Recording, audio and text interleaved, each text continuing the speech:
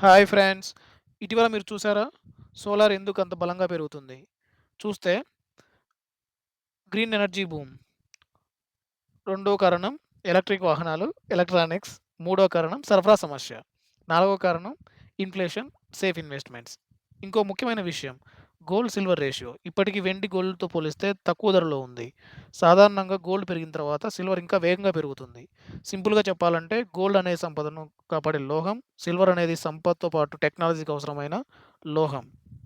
So, ఇప్పుడున్నటువంటి జనరేషన్‌లో EV అనేది చాలా ఫాస్ట్‌గా మూవ్ అవుతుండడం వల్ల, ఆ ఈవీలో ఈ సోలార్ అండ్ దెన్ ఈవీలో మనము ఈ సిల్వర్‌ను ఎక్కువగా వైడ్‌గా యూజ్ చేయడం వల్ల చాలా బూమ్‌గా ఉంది.